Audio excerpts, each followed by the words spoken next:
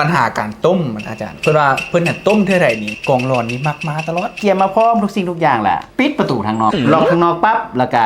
ปีนเข้าโรงเยี่ยมอัดประตูโรงเยี่ยมเลย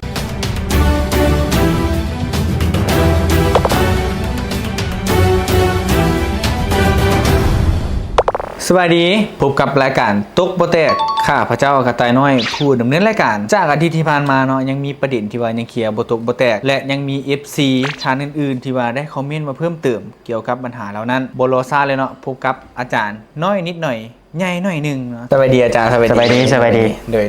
อาจารย์หลังจากที่ว่าเฮาปล่อยคลิปไปในอาทิตย์แล้วนี่นะอาจารย์รู้สึกไงโอ้อาจารย์รู้สึกว่านอนบ่ได้เลยนอนบ่หลับ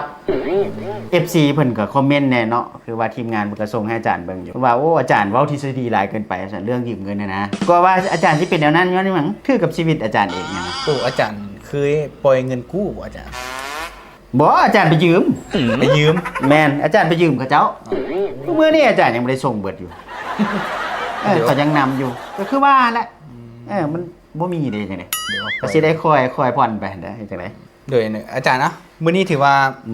มีประเด็นสำคัญเนี่ยอาจารย์มื้อนี้เดี๋ยวให้ทีมงานเพิ่นเอาคอมเมนต์ขึ้นเลยเนาะเพิ่นว่าสิอาจารย์เพิ่นว่าปัญหาการต้มมันอาจารย์เพิ่นว่าเพิ่นน่ะต้มเท่าไหร่นี่กองร้อนนี่มักมาตลอดต้มยำได้นี่กองร้อนมักมาตลอดแล้วเพิ่นคิดว่ามันมีสายลับอยู่ในกลุ่มมันบ่เพิ่นว่า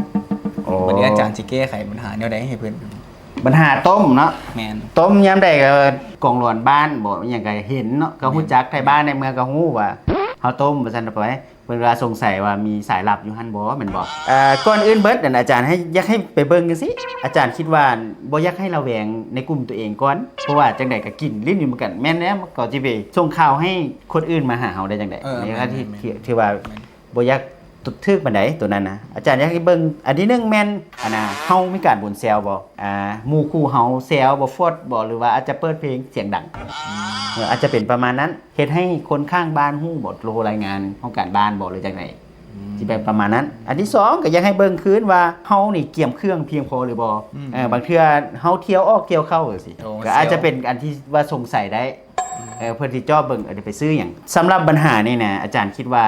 แก้ไขออกวิธีนะอันทำอีทนี่แม่นข้าเพื่อยักลีกเนาะยักลีกว่าบ่ให้บ้านบ่ให้ถ่ายบ้านให้เมืองฮู้ว่าเฮาน่ะต้มเนาะอาจารย์อยากเสนอให้ห้างเครื่องคล้ายๆว่าเฮาสิไปเฮ็ดกิจกรรมอื่นๆเช่นว่าไปปิกนิกบ่ไปซิดเบ็ดไปหยังซี่นะอาจารย์ให้เสนอให้ขี่เรือขึ้นภูไปเลยขี่เรือขึ้นภูไปเลย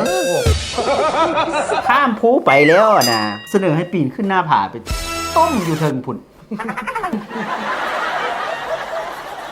คันว่าเฮ็ดจังซั่นน่ะอาจารย์คิดว่าบ่มีไผนำไปให้คันของหล่นนำไปอีกดีอาจารย์โอ้คันเพิ่นนำมาบัดนั้นอาจารย์คิดว่าเพิ่นคือสิยากก็จะให้เพิ่นสินำให้เพิ่นกินนำซะประมาณนั้นก็สิแสดงว่าเพิ่นยากนะก็เพิ่นนำไปสำหรับข้อที่2เนี่ยอาจารย์คิดว่าถ้าสมมุติว่าเอามาลีกเลี่ยงบ่ได้ซะเฮาก็บ่ได้ว่าสิ่งอำนวยความสะดวกว่าสิไปต้มอยู่ภูอยู่ผาประมาณนั้นถ้าสมมุติว่าต้มอยู่ในห้องแถวซะอาจารย์อยากเสนอให้ว่าให้เกี่ยมเครื่องให้ครบ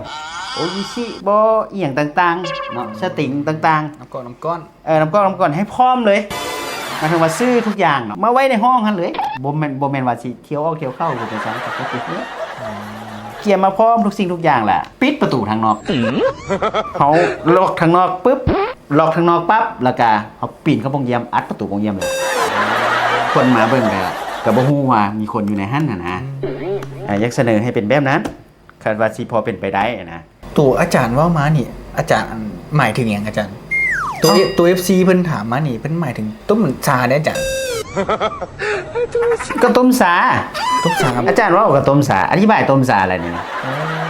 คือมันมีสตอกสติงมีโออิชิอยู่อย่างโอ้ในวงนึงมันก็ต้องมีเนาะผู้เด็กๆน้อยลูกหลานหรือว่านะผู้แซ่ผู้สาวเขา